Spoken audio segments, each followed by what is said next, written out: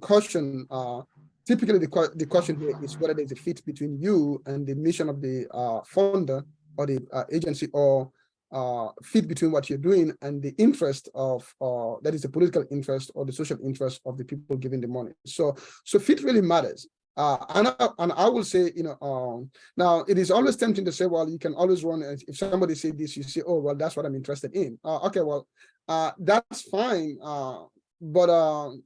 But then when you go to the second part, it becomes complicated. So I will say, put most of your effort, in seeking grants from people who really their interests match what you are already doing. Okay? And I think that's important. And this question of fit, so I guess I said before, the easiest way to think of it is just in terms of government and private. For government, it comes to political policies at the time of those ruling, state mandates and so forth. And from private entities, it comes to ideology, biographies, and a whole bunch of things. But certainly pay attention to that. Okay? Now, just a little bit of digression here, kind of, before I get to the substance of what we're talking about. So doing research without grant, I think this is important. Depending on the field that you do, it's very likely that you will never get a grant. And I'm sorry to say that. Or you will not get, you'll not get big grants. But the other thing also, it may be possible for you to do research without getting external big grants. So I think it's important really that you begin to think of those strategies. Now, if you're in a field that really requires big grants for you to do the work, then that's slightly different. But if you are in a field where it is possible, for you to collect the kind of data, historical data, ethnographic data in your communities, I think, I guess as scholars, I mean, you should begin to think of yourself as entrepreneurs, begin to think of yourself as small business people, okay? Begin to think of yourself as how do you make it? I know it's that's not really what we, I guess, the substance of what we're talking about, but I think it's important in your strategies as a scholar in terms of your growth, because you do not want to spend your first 10 years after PhD chasing grants that you and don't get a grant, haven't done anything else. That's not in a good situation to be. Okay, so you have to have the plan B of, okay, well, you're going to seek this grant, but how can you do your work without the grants? And it requires a lot of creativity. And grants are really typically about how you can collect the data. Grants essentially goes to like giving you the means to collect the data and also the time to write the work. Okay, but where you can collect the data, think local, think.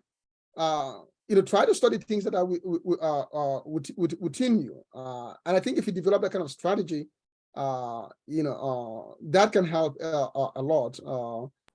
Personal funds, well, let's see, if you have a spouse, a husband or a wife that has some money, they can also be your funders. So you can write a small proposal to them, but have good relation with your family. They can help you. Have good relation with your friends. So the first research that I did was in Ibadan in Nigeria, for my PhD, and I get a little small grant from the university and also from outside sources. But it's it's not the kind of money that will help, that will do a lot of big things. But through the networks, have developed actually friendship with some of my colleagues in Nigeria who were also grad students at the time, Wale Adebanwi, for example, actually Wale Adebanwi and Remy Ayinde. So I went to Nigeria. Actually, I stayed with Wale, I mean, for some time, and I did my research, and so Wale was my founder, I mean, in a sense that, I mean, I stayed at his house. Again, now when you're younger, I mean, it's much more easier to do these things than when you, if you're in your 20s, it's much more easier to do this thing than when you're in the 40s, 50s, and so forth. But I guess what I'm trying to say here is that be creative, and the more creative you can be, entrepreneurial you can, I think the more you'll be able to do a lot with little. Grants are extremely competitive. I mean, the pool of money is extremely, in relation to demand is small. As I said in the beginning, you have to approach it that you will get the grant, but also you have to be almost have the other equally sure that, well, maybe you won't get it. So 50-50, so to speak. Okay. So the winning grant proposal. The way I would frame really the question of the winning grant proposal is simply through the question that I mentioned before, and that is what does the proposal tell the funder? So in other words, when I read the proposal, and I've actually read grant proposals for many, so let me clarify here one thing. So remember, in the granting, there's a process, and typically there's a three-part process. Okay? First is just the technical part, that is the administrators of the grant. They receive the applications, they check for technical qualifications like degrees and all those things. Then sometimes they will shortlist, but generally they will send it to reviewers. Okay? And reviewers are the people with the technical expertise skills that will look for, I guess, the merit of the proposal. And again, I will go through what some of those things are. And the reviewers give score, but don't assume that the scores of the reviewers is actually what determines who get the grant. No, the board who will actually meet later on, they will actually just take those reviewer scores as advisory. They are like advice. It doesn't really mean that if you're scored high, then you get the grant. No, it means when the board reached that somehow, your proposal has actually checked the, so to speak, the academic quality question about your work and your ability to do it. But the decision to give you the grant is based on other kinds of things, and that is really where the political, social nature and economic nature of grants comes in. So certainly, I mean, and as a scholar, really, so you overcome the challenges of the reviewers by being a very good scholar. But the challenge of whether the people who are going to give you who has the money and who are going to decide when they're going to give you the money or not, that one really you overcome that by actually making sure you have the right fit, because essentially that's where the fit really matters, because it is a political, economic, and social judgment. Okay? So if you could ask the question is that what does your proposal tell the funder? Okay, so the first and so if a proposal tell the funder everything about you, the right thing that the funder wants, they will be favorable to you. If it doesn't tell them the right things, then they will not be favorable to you. Okay, so the first thing, of course, is, again, as I mentioned before, I've emphasized this, is just the fit. Your proposal, you're proposing to study something that fits the mission and the technical requirements of the people who are giving. Okay, that's fine. So you get that. The second thing, of course, is the topic within the immediate interest of the funders. Okay, so sometimes, because the missions may be broader, but at any given point, I mean, they maybe have certain kinds of interest, that are much more overriding. Okay, so you get okay, well, that's also the more that aligns, the better it is. Now, the two-stage part of again, the three-stage part of it, the technical part, the second part is the reviewer stage, and the third part is the board stage. Okay, now on the when the reviewers read the proposal, the first and foremost thing is they ask is, do you actually know enough about what you're proposing to study? Do you have the knowledge? Okay, this is really very important, because if you're going to tell somebody that I'm going to give you answers to A, B, and C, well, first and foremost, you have to convince me that actually you know enough to be able to provide those answers. Okay, so this is what we call the literature review. Again, every grant proposal has guidelines. So the guidelines, certainly you should follow the guidelines. But generally, there is a literature review section, and think of the literature review not so much as really just reviewing literature, but really is for way for you to actually show that you really know the relevant literature and policy debates on that given issue. And I think you have to convince people that you have enough knowledge, okay? That you know really where this is. So your literature review has to be, of course, these things are very short, but it has to be very solid and good, okay? And I think the challenge for a lot of people, especially if you're in a place where the access to library materials is limited, it can be problematic, but certainly your literature review has to be current. So when I think of literature review, I really think of three things. One is that your literature review has to capture the big names and big ideas within that debate. It has to capture the most recent as much as possible ones, and it has to show where you can contribute. Okay.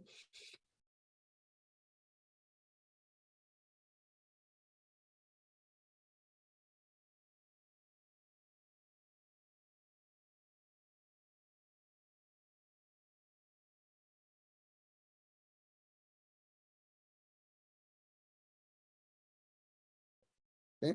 And once I collect that data, I'll come and analyze that data and then write something, articles, books, whatever it is, that will answer the question. That's really what the grant proposal is telling, kind of claiming to do. Okay? Well, so the next one is the methodology. That is, where will you get the data? Is it realistic? Is your method sound and doable? So I know it's very easy for people to just cut and paste methodology things or standard things. I will do qualitative and do. No, you really have to be very, very thoughtful about your methodology. And at any given point, you have to convince that the people that the methodology that you're proposing is adequate, is doable, and it can really provide the answers. Okay. So of course these things vary a lot across disciplines as you move from natural sciences to the social sciences, but think of actually the methodology as really a very critical part, and really it's the part that really is central to what a proposal is, because that's where you really have to convince somebody that if they give you the money, you will do what they say. Okay. The other part is the output. So when people give you, funders are interested, if you ask why, what is a grant and why people give grants, well, it's because they have an interest, and that interest is to, promote certain policies and certain kinds of content, but somehow there's an interest, and this is where the output matters. In other words, what are you going to produce? What is the output? So certainly, of course, your grant proposal, you will not have the publications yet. If not, then there's no need for a grant. But I think you have to be able to, make a clear connection. You have to actually convince people that you will do this research, and then you will publish, or you will those findings will be produced in A, B, and C kind of things. Okay. Now this then leads to the question. And again, I'll go to I'll get to that soon, of who you are. But the output for you to convince people that you will produce what you say, part depends on who you are or what you have done before. Okay, so I'll get to that later on. But just think of again, what are the expected outcomes in what are the expected outputs in your field? Conference papers, research papers, how many timeline, and I think you have to be realistic. I think it's not, people who review grants are very critical. They are very, knowledgeable people, but also the people who give money, who sit the board, people who sit there, those are very successful people in life in general. They may not be scholars, but anybody who is a big business person or successful in politics, those are highly critical people. Those are very smart people. So I think to just tell them some kind of like little things there, like false promises, I don't think that will do it enough. I think you have to be really, you have to be realistic and be clear. Okay? And along with this is the question of impact. So output matter in terms of what impact is going to make. Okay, and these days, impact is it's a moving thing. So back in the old days, if you publish a research article in your journal, that is impact. They measure those things with impact factors and those kind of like little things. Well, the story is getting more and more complicated because now people really want to know what your knowledge is going to do in the real world, and I always like to ask the question, what is the purpose of knowledge? Literally, what is the purpose of knowledge? Is it actually just to publish, to engage intellectual debates, or to change the human condition? So I think you have to think of your output also in relation to the impact, how that knowledge is going to reach people or policy people, and how it's going to impact people. And some of these things really may be out beyond your control, but I think you have to give that some thought. You should definitely follow the guidelines of the grant proposal, but most grant proposals actually are interested in these things, and that's the direction in which. So if you can convince people that actually what you're studying is going to make a big impact in people's life, or how we solve real problems, I think that will give people more interest in you than just the dry academic kind of things. So the last point here is about who are you, and this, in a sense, this has to show in a proposal. Now you will be asked for a CV. So typically a proposal is not so much that way you talk about your work, but in a sense, it's connect your CV and your CV. Actually, you have to think of your proposal along in lines with your CV, because if you're going to tell somebody you're going to do A, B, and C, but you have never done none of that yet, that's a much more difficult challenge to convince somebody than if you say, hey, I'm going to do this. Well, actually, I did these things before. I did similar things. So your track record matters. And this is where the levels of grant matters. But essentially, you have to have a track record, and you have to be able to show that, I guess, to put it very bluntly, you have been able to keep your word. In other words, you have to show a track record that whenever you come to somebody, you say, I will do this thing, and the person give you the resources, then you went and did it. So for example, let's say you're just coming out of your grad school, you haven't done much yet. But okay, well, how much time did you spend doing your PhD? Did you finish it on time?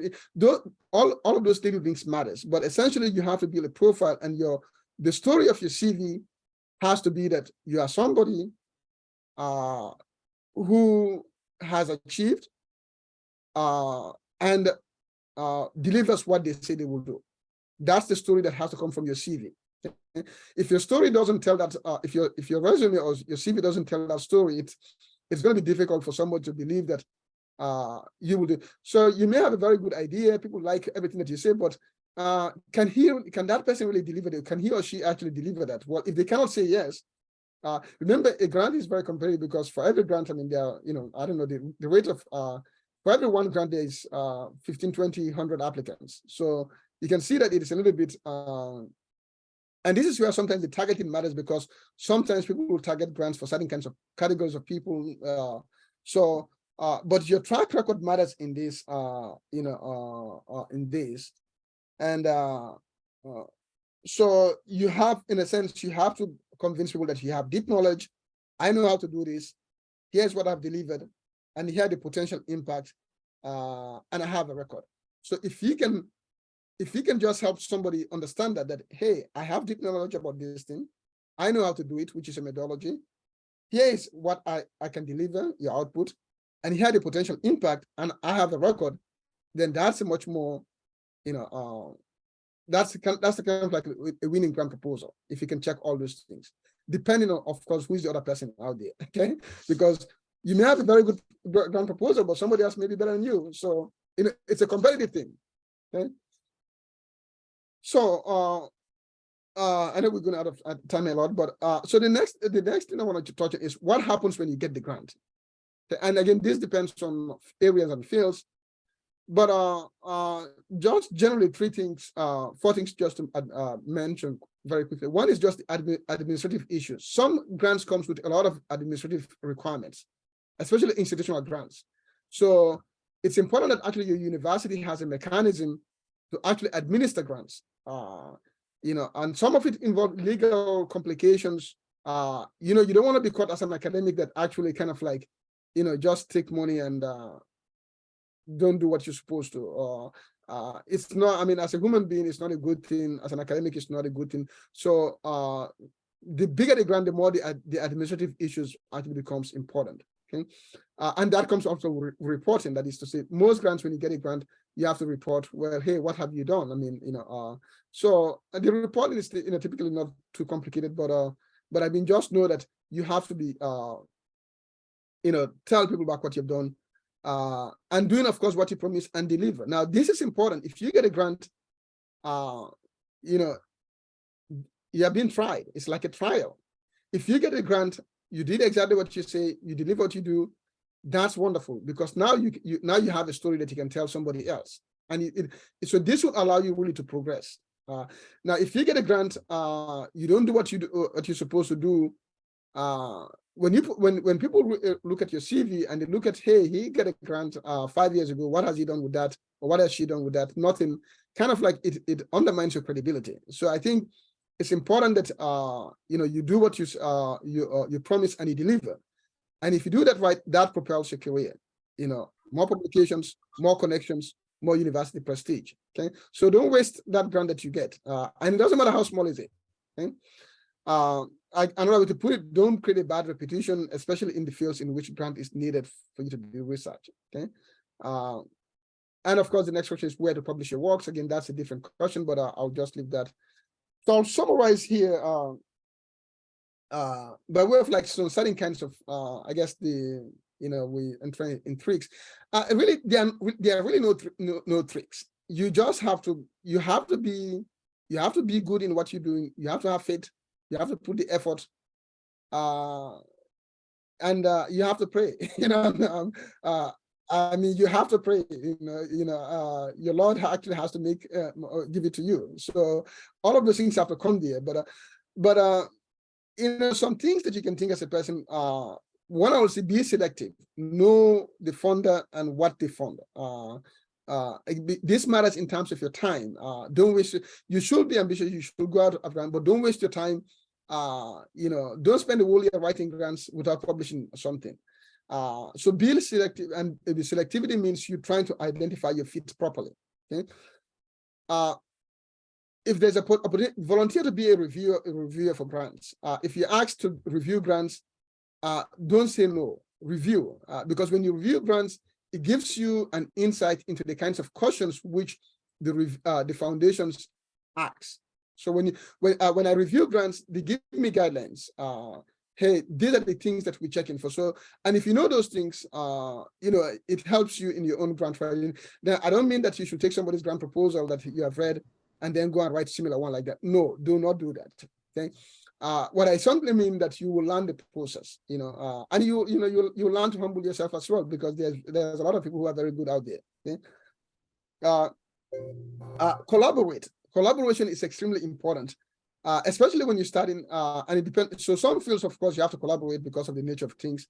But the more you can collaborate with people, especially people who can complement your weakness, for example, like methodological weakness, or okay, well, you want to go into a new area. You haven't published on that area yet, but somebody has published on it. So I think if you can build collaboration, or let's say you want to apply for grants, US grants, but you are not a US citizen, you don't live in the United States.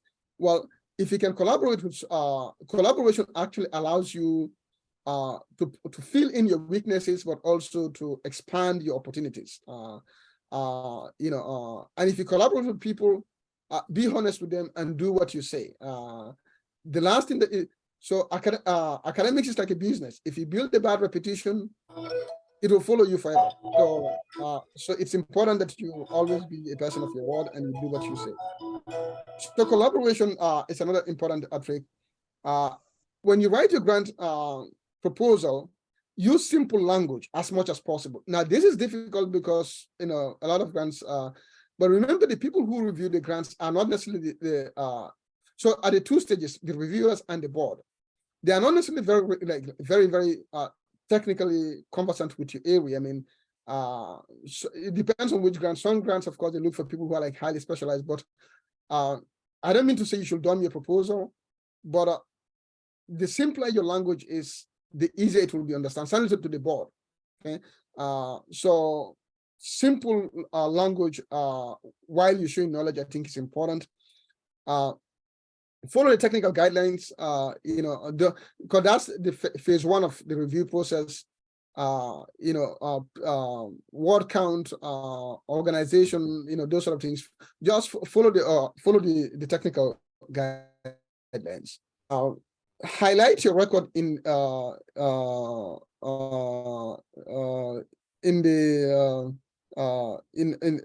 areas. So it's important that you highlight your record. Even in when you write your CV is there, but even in your proposal when you write, if you have works that you have published, reference them. You have to highlight your record so that people know that actually you can do this thing. Okay, and be patient. Do not be overconfident. Have alternative plans. As I said before, you should learn how to do research without too much money. Networks, have networks. Communicate with program officers. So some, especially with big granting agencies, they have program officers. The program officers do not necessarily decide these things, but they have a very good insight of really what, what gels, what works. So if you can communicate with program officers, build relation, then, it's important that they recognize your name. Sometimes when the board meets, typically the program officer will be there. They answer technical questions, they answer questions. It's good if they can talk nice about you. So if when you apply for a grant, you get that letter that says that you didn't get the grant, do not send a bad email to the people. Send a very nice email, thank them for the time. Even if you're angry, don't say bad words. Okay, because you break you burn bridges. So remember, if you don't get a grant, it just means that your Lord hasn't planned that for you. Okay, so don't be angry. Build networks. The last point here is university leadership. University leadership matters a lot. Okay, in several ways. One, your university, so the presidents, deans, and whatnot, they can go out there and look for some money, and they can create small grants for your for your program department. That is less competitive. So your university, really, the leadership has an obligation to actually go out there and talk to people who has money and bring some money, so that you can have internal grants. That's important. I encourage all institutions, create centers of excellence, institutes. It's important. You don't really get big grants as individuals. Most big grants are institutional grants, and institutional grant simply means that a grant that is given to a center or to an organization, 3-year, and many of the grants actually requires that. So if you in a university build centers, I think it's important so that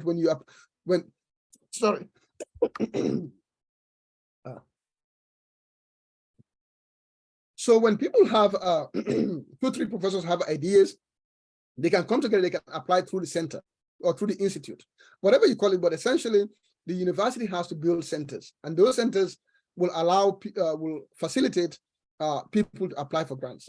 It's very important. That's the way you get big grants, but also it brings people together.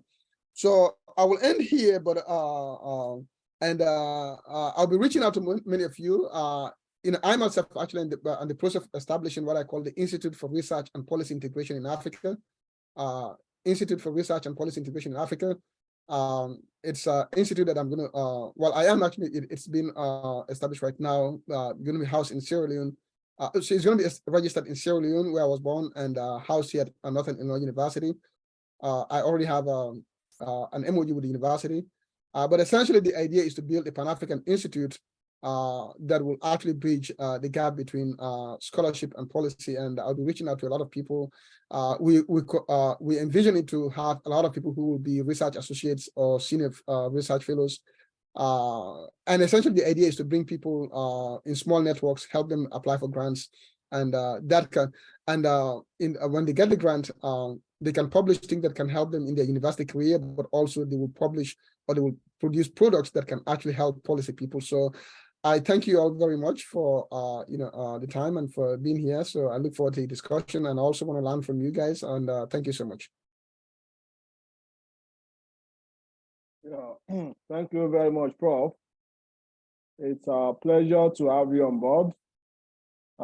Without missing words, there's no disputing the fact that You have done justice to the topic of discussion. Before I make my comment or question, I also want to ask from the listeners, those that actually participated in this virtual program, those that want to ask or make contribution around the topic, writing the dictates and the tricks of writing a grant winning proposal. So I have seen one hands up. Let me quickly permit Princess MKO. Can you just identify yourself? First thing, introduce yourself, or your affiliation, then you proceed with your question. Thank you. You can unmute yourself. Okay, thank you. Assalamu alaikum wa rahmatullahi wa barakatuh. Thank you so much, Professor. I did grant writing and fundraising at UCLA, so I'm very much aware of what you are that you just talked about. Thank you so much for that. And I learned some other stuff from you as well. But my question is, because I have a foundation that serves widows in Nigeria, because I know that I'm in the US. So, there are some grants that you can, that is just within the US alone that you cannot, especially not for not Carnegie, Bill Gates, Getty Museum, all of those, but we're talking of personal, grants now. So what, do you have any resources, for those kind of grants, that you can take outside the shore of US, into use in Nigeria?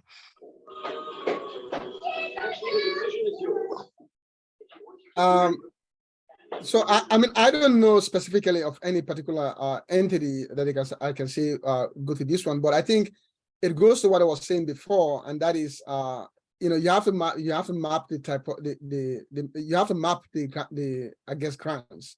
So there's a lot of different I don't know, it depends on your institution, but there are actually databases of funding organizations and so forth. I think sometimes using some of those databases can help narrow down, because it really comes down to simple question of, okay, well, who funds what, and again, it goes back to that culture fit. So if you're in a university where they actually have like a very robust research office, or sometimes they call it sponsored research, I will reach out to them and just see if they have a database, and if they can just play with the database and see who would be interested in funding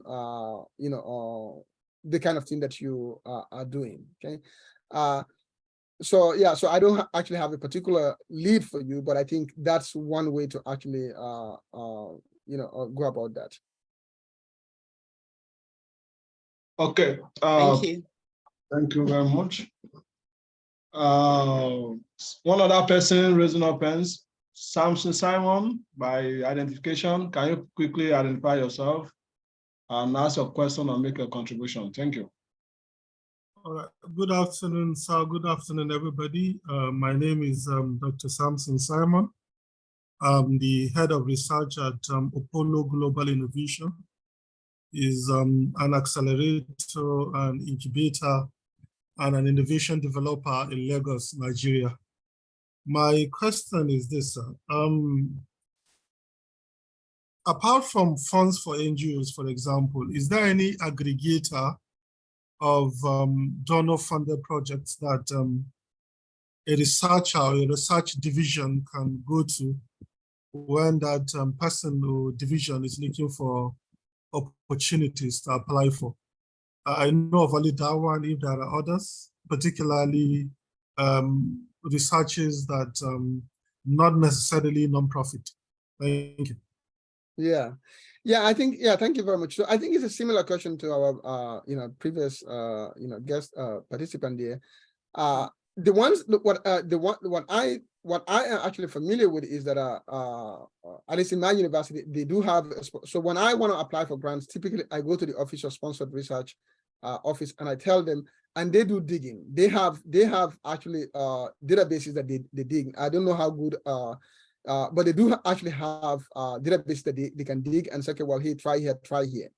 Now, whether there's open source or open things out there, I don't really know of any particular one, but I do know that universities, at least here in the United States, most big universities do have that. But I don't know of a specific place as an open place where you can, just go and search for a list of funders. But here's another thing that I can say. So another way to think of this really is through networking. I mean, as you go through the academic field, you develop networks, and networks are very interesting things. On the one hand, I mean, I know everybody sometimes, hey, I'm working on this project. I want to keep it a secret a little bit. I don't want somebody to steal my ideas. People do steal people's ideas, but I think you have to have a little more faith, and you have to think of your work. You're more successful actually through building networks. So if you're working on something, somebody, have a little conversation. Ask them, hey, do you know? I think it's because so most academic information, and I know Google just came out there with Google Scholar and those sort of things, but most academic information are really through libraries and universities, and those are like closed systems. They are not like open access systems. So I think building on your networks of your colleagues, your friends, asking them a little, I think all of those things help to lead you to things. So I think that's what I can say. I mean, so again, if you happen to be in a university where the resources are limited, this is where it's important. If you build relations with people in other universities, you can ask them, whether by way of colleague or mentors. For example, hey, you're working on this thing here, but I don't know, but you are that university. Can you be able to ask and see, from your, do you have a research, office there? Can they? So I think the networking help in that way as well. Thank you. Yeah, thank you very much. Someone else, Aziz, by identification, quickly identify yourself, your contribution or comments or question. Thank you, Mr. Moderator. My name is Sonny Aziz, and I'm affiliated to Fountain University. My question comes from an experience I have. And there was this particular annual grant that I have been putting in for like 3 times now. Each time I apply, I get to a level, submit this, submit that, I submit what the documents that are required. At a point, there was one that I had to even face a panel online. And the 3 times that I've applied, none of my proposals were accepted eventually. Now, that's where the question comes from. You have told us what one can do to have a successful proposal. I would like our professor to also tell us what could be responsible. What are the things that can make your proposal fail? Thank you. Well, yeah, so thank you very much. So did you mention it's an internal grant or external grant? It's an external grant. Okay, yeah, so I think when you think of so if you ask why would you not receive the grant, right? Straightforward, I will tell you there are two kinds of factors. The one is simply just about you, meaning the quality of your work, your CV and all those things. But the other one will just simply be totally has nothing to do with you, that they just don't have enough money for everybody.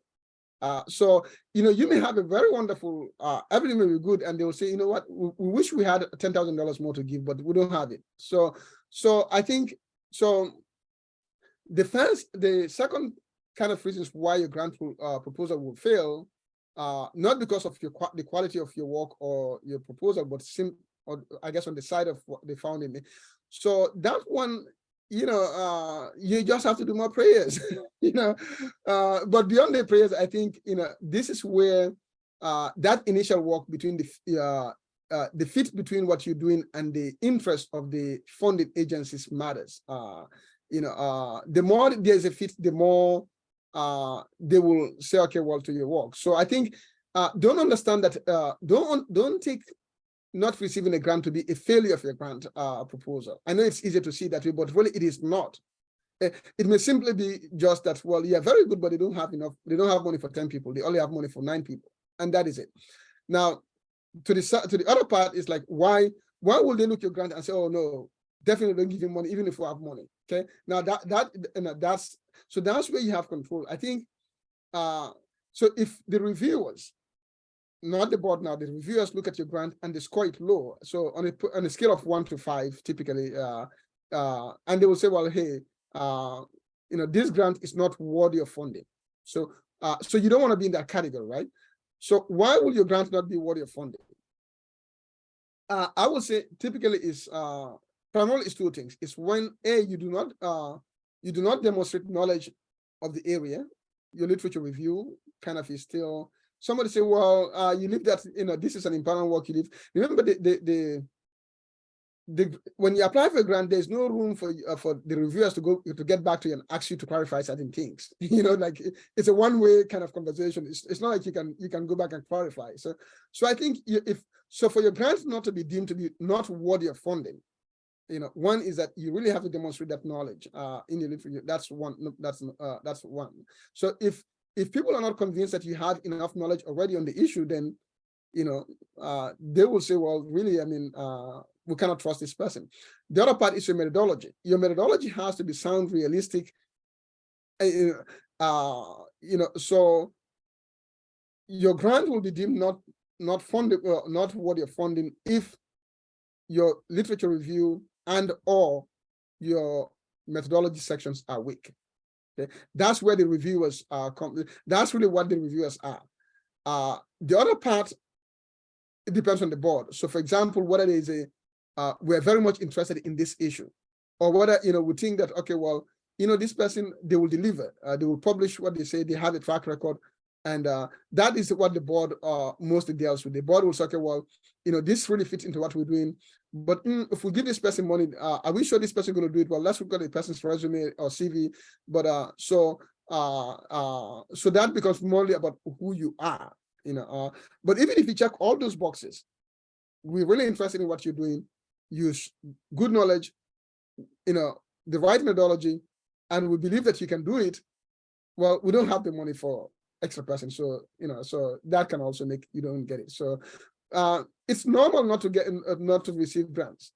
It's normal. That's more normal than actually winning grants. When I say normal, that is more likely to happen. So so you should have a non-grant strategy as a scholar. Okay. So thank you. Yeah, thank you very much. Any other person? Any other question? Okay, maybe let me quickly ask mine. Maybe in the process, you can actually see one of the person. Okay. I have a question, Dr. Andy. Okay, quickly do that, please. Okay. All right, thank you very much. Thank you very much, Professor. This is interesting. My name is Ridwan Olawale. I am a lecturer in the Department of Mass Communication, Fante University in Osogbo here. And I am a fellow of a Next Gen of a Social Science Research Council. So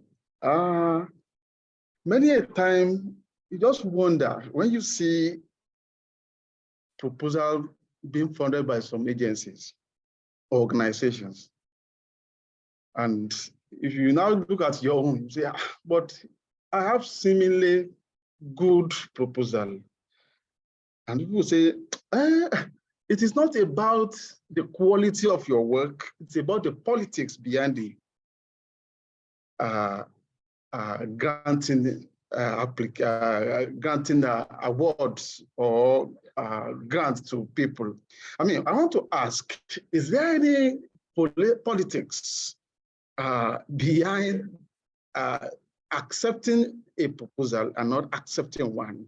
maybe because, oh, we have interest in a particular area that we want, and we need to favor some people or some region. And related to that is the quota system. Is there any like quota system where we are talking of granting, accepting applications for proposal of some individual? Maybe, okay, oh, West Africa, we have chosen 3 persons. Let us choose 3 persons from East Africa as well, as some people have said. Thank you very much. Thank you very much. So the answer to your question, yes, there is politics, but let me clarify quickly. There's acceptable politics that is acceptable politics, and what you can call non-acceptable politics. So what I mean by acceptable politics, if you mean corruption in the system, like literally just favoritism, cynical things, things that are really not, okay, those ones, I don't know. I mean, I'm sure, like as all human beings, we people fall short. But the other thing also to remember, a grant is really, it's not your money. It's somebody else's money. So it's not like you have the right to it. So it's very important that really you understand. You don't have any automatic right to it. So it's actually like it's a gift. So I will hold. I'll leave the non-acceptable politics, meaning like corruption. Those things happen. And I don't defend those things, but I think what is more important is the acceptable politics. So as I said before, a grant is a political thing. A grant is a social thing. A grant is an economic issue. So if you look at why is somebody giving money, whether it's a government or private, why are they giving the money? What is their interest? Their interest can be varied, and it's a purely subjective one. So, for example, people will say, yes, actually, we do.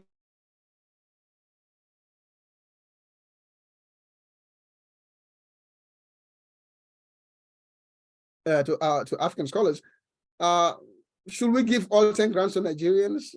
Maybe not. I know you guys are pretty good in what you do, but I think so. So what I mean, those are like all policy preferences, and policy is politics. Okay, but whoever is putting the money is and those are things that the board decides. Those are not what the reviewers really decide.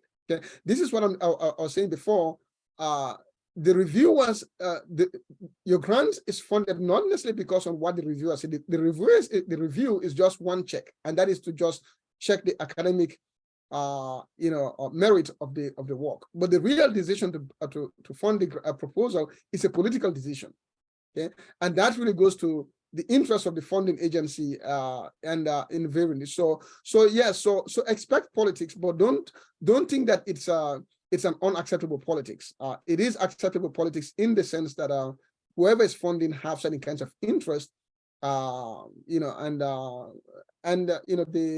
are free to apply those interest judgments and so forth. So yeah, you will see gender-based, region-based, issue-based. There's all kinds of ways in which actually the interest can be framed. Okay, yeah, thank you so much, Prof, for that clarification and explanation. Much appreciated.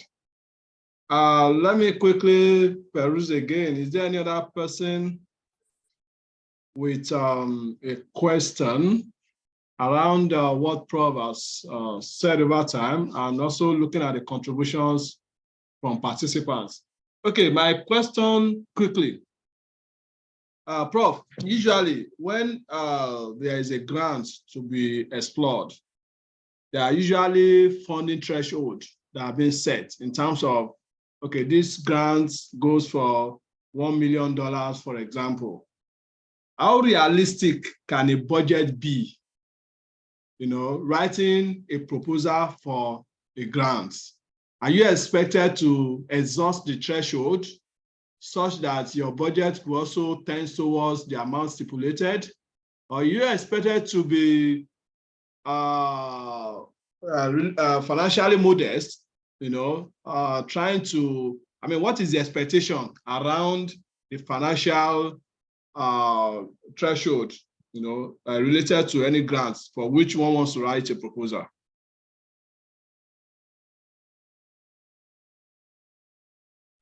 So yeah, that's a very, very good question, actually. And there's no straightforward answers, but I'll tell you some few things I think which are very important, right? So when people put grant, they put the grant amount. What that really means, first and foremost, they have decided we have X amount of money, and we're going to give it to X amount of numbers of people, and each person can get this amount, right? So right there, you see, it sets the number of people who are going to get the maximum number of people who are going to get the money, just because based on what they have. We have $1 million. We're going to give the grant to 10 people. $100,000 is the limit, right? So right there. So that's the first thing. The second thing is that nearly all grants actually do ask for budget, except for ones that are like pure fellowship. So a budget is, in a sense, is part of your methodology, and it's also part of your character. And so when people read your proposal, the reviewers and the board, in part, really, they are making, especially, so the reviewers are making a judgment about the soundness of your methodology of how you collect and whatnot. But the board is actually making a judgment of your character. And remember, those people are smart people. So if you go tell them things that doesn't make sense, then they will know that. I mean, those are business people, those are government people, they play with budget all the time. Okay? So let's take it first at the level of the reviewers. Okay. What I would say, your budget should be realistic. I don't think you should your aim should be actually at maximizing whatever they say. Okay. I think your budget has to be realistic in the sense that the reviewer has to be convinced that what this person is asking for is adequate. It has to be adequate for what they want to do. But and that is a question that it is adequate, right? And you have to make sure it is adequate, okay? And you have to don't try to inflate things. The people who are reading this, they know the places, they know everything, so I think what you want to make sure it's adequate. So for the reviewers. Now for the board, what you don't want the board to think is that, oh, this person is asking for way too much money than what they need. You don't want the board to think that, because in a sense, kind of it goes to character issue. Because a grant, when you give a grant to somebody, you're already trusting the person. It's a trust, okay? And you don't want the board to actually somehow like begin to doubt whether So I wouldn't ask for more than what is required to do the grant. Okay, and I think there's another to do the work. Okay, I know it's nice on CV when you say, oh, you win a big grant. I know it's you'll feel that, oh, you get a grant. If I'd asked for, you will think that, well, if you had asked for more money, you will have get the grant. Well, maybe not. I don't know, but so the other thing also, and the relation about so if we have $1 million to give us a grant, we say the maximum grant is 100,000. Remember what that means? The maximum number of people, it means at least 10 people can get the grant, but it doesn't say how many more. So let's say people applied and they give to the 10 people, and they still have extra money lying there. And this is, I think, where a realistic small budget may be helpful, because now we have $80,000. Well, that other person is asking for $100,000. Well, you're asking for $80,000. The smallness of a budget actually may allow you to get that grant. So I think from a level of so the first thing is that what you're asking for has to make sense. That is to say, it is adequate for what you want to do. You don't want people to doubt, okay, well, if this will not be sufficient based on but it should be adequate. But don't go beyond what is adequate, because then you get caught up in people doubting you, but also you reduce your chances becomes a little bit smaller. So I will follow the guidelines of the grant budget. I will make sure that it based on the guidelines, what I'm asking for is adequate, but I wouldn't want to ask for more than what is really adequate. Sure. Thank you very much, Prof. That explains it. Yes, there's a question in the chat box. I don't know whether you can see from your hand, Prof. Unmute yourself, please. Yeah, for let's see, for grant funded research that result in tangible output, process design, platforms, who owns? So the answer to this question, so who owns the what comes from it? I don't have a categorical answer, but typically, it's not the granting agency, except if they specify it. Now, here's what I'll tell you, what I know. In the United States, again, this is only to the United States. I don't know about how it works in other countries. In the United States, many universities, if you work in a university, and this is a gray area, it's not a clear area, it's a growing trend, but many universities are actually beginning to claim some kind of right over the work of people who work in the university. And this is more really an issue in the natural sciences as opposed to in the social sciences.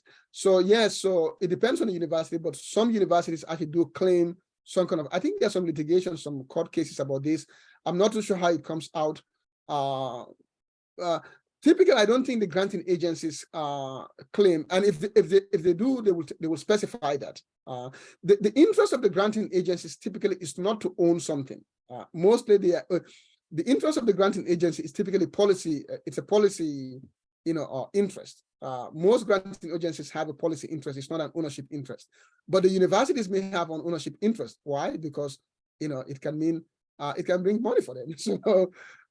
So I think you should check with your university. But I would say that should not be your biggest worry. Remember, I'm sorry if this word sounds bad, but don't try to be greedy.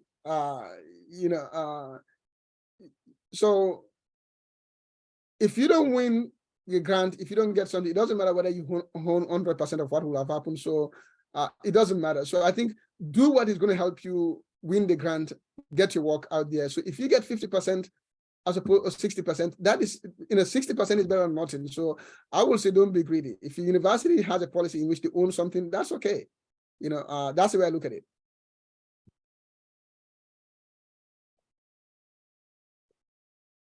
Okay. Thank you very much, Prof. There's another question in the message, the chat box. Right. What likely questions are asked in grant applications by the funding agency? I don't know. Yeah, I'm not too sure really what that means. What likely questions are asked in the grant applications? Generally, so grant applications typically have like a form and a proposal. The form is just to check for technical qualifications like nationality, academic degree, rank, those sort of things. So that's just a simple application form. The application form really doesn't matter much as long as you meet the technical requirements of the grant. What matters mostly is your CV and your the proposal, meaning the literature review and the methodology and the output. Yeah, thank you very much, Prof. My other question will border on what are the possible conflicting interests that can emerge in grant activities between the donor agencies and possibly the researcher? Right. Yeah. So actually, so so I'm going to actually put on the chat box and my email, and my website and email. Please, everybody, please send me an email because I really want to follow up with everybody here on the institute that I mentioned. So if you can just save this, and the host, if you can actually share this with everybody, my website link and my email there, and edu. And this is in relation to the institute. Let's see. It is in relation. It is in relation to the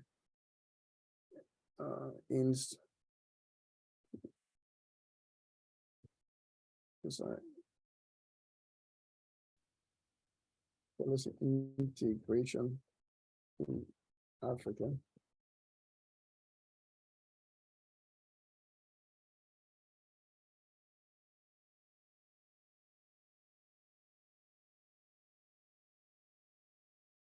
Please send me an email. Okay. So yeah, so please send me an email, then I'll follow up with you. So the conflict of interest, so and this is actually, it's a real issue, actually. It is, so this goes back to what I was trying to map, like who is funding? Like who is the funder? And some kind of funders have more, conflict of interest issues than others. So for example, government agents, grants from government agencies typically don't have too much conflict of interest. Again, I'm not saying that they don't have, but private foundations or private or companies actually, especially in natural sciences, actually, they may have a lot of conflict of interest because, you want a researcher to actually do research to say, so the more actually narrow, the more targeted the grant is, the more the likely of issue of conflict of interest. So first, what I would say is that don't worry too much first of conflict interest before you get the grant, okay? Because, if you don't get the grant, it doesn't matter. But if you get a grant, definitely you should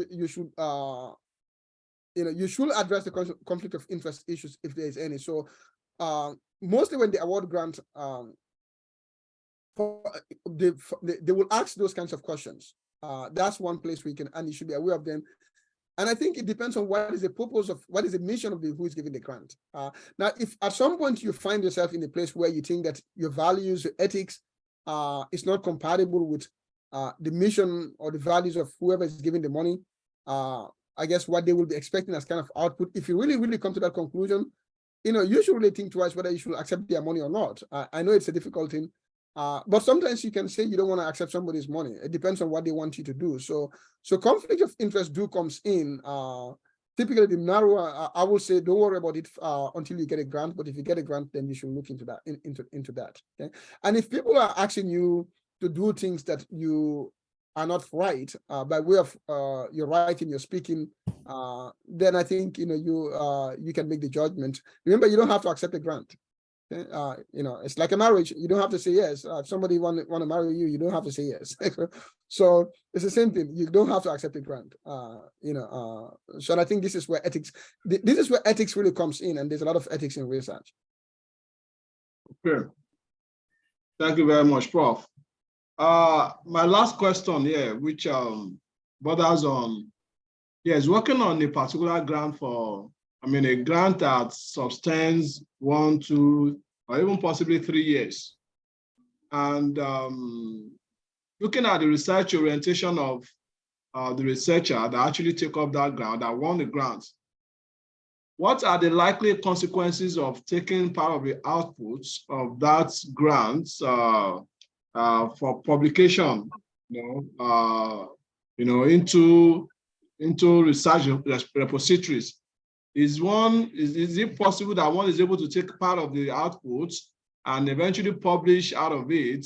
I haven't, I haven't been given the grants. You have won the grants, you have been paid. Is there any stipulation or any constraint or any rules that actually prevent one from taking part of the outputs and publishing it in various, any particular repositories across the world? Mm-hmm. So this is a very important question, actually, and these are like all new kind of emerging gray areas in academia. And I tell you what, it goes to one simple question, and that is open access. So all of these things that you mentioned here, it goes to a simple question, and that is the question of open access. And it's a very big and interesting debate in academia. And that is the idea is that should academic knowledge be available to everybody, or it should somehow be, I guess, owned by whoever it is. So that is the debate in academia. Whether you talk of data, whether you talk of publications, it all centers on that question about the question of open access. And it's a gray area. So I think the first thing I will say, like the previous question, don't worry about this question first until you get a grant, because if it doesn't get a grant, it doesn't matter. So that's the first thing. Don't worry about those things until you get a grant. Now, once you get a grant, then you should know the terms of the grant. You should know the terms of the grant. It's important before you accept somebody's money. Just as a human being, you should know what they're asking you, what is the conditions, and if you think that you are not okay with those conditions, then you can decide not to act. But because open access is a new kind of evolving. So one thing I will say, check with your university. What is their policies? Just check with their university if they have policies, and if they don't have policy, that's fine. So that's one. number two, the way I tend to see open access issues, I think it's a good thing. The more your work is out there, so it's better. So if there's no limitation for you, if they say that if they didn't say you cannot share it, then I think it's fine. And you can always go back to the organization and ask them to clarify, for you. So this is where you communicate with them. But I mean, as an academic, the more your work is shared, the better it is for you, because an academic is all about name, right? It's not about money. So the more people know about you, and ultimately, really, I mean, the impact that you make is if people know about your work, maybe somebody use it somewhere, you may not be even aware of it. But so I mean, I'm generally speaking, I'm open to open access. I mean, I know there's some issues here and there, but I think a much more kind of like idea of generosity idea to knowledge production and knowledge issues, as opposed to kind of like a dry competitive kind of thing, like you're trying to beat that other person.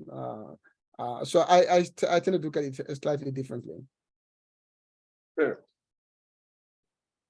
Thank you very much, Prof. It's been an exciting, thought-provoking discussion with you so far. And we actually, from my hand, I can say that you have actually approached it in a very simple manner that it's actually digested by every participant here. Really appreciate your the time. We appreciate your efforts, your contribution in this regard. And I will not be missing what you're saying, that most of the participants here will be very much interested in being a part of the forthcoming research grant innovative center that you earlier mentioned. And I'm very much sure with time, every person should be able to drop his email address. I mean, most people will be interested in that. So if you don't mind too, from so don't just put in the chat, but actually send me an email, because the chat is going to disappear. So just send me an email. Okay. Yeah, okay. Send me an email. Don't just put it in the chat, okay? Send me an email. I will actually let me quickly do that. Yeah, I will send your. Can I just quickly post your email address? Have you done that, sir? Yes, I did actually. I did my website and the email address. So if everybody can just use that to just send. Okay. Yeah, that's the website there, and that's the email address. So just send me an email here, as opposed to put it in the chat. Okay. That's fine. So most persons will actually be interested in that, and we look forward to having that. So thank you very much. We appreciate, despite the very short notice given for you to take on this particular lecture, and it's been a very engaging time with you. We appreciate your time, your effort in this regard, and we look forward to future engagement with you. And I know very well you'll not hesitate to oblige us. It's my pleasure having you on board. Thank you. Thank you very much, Prof.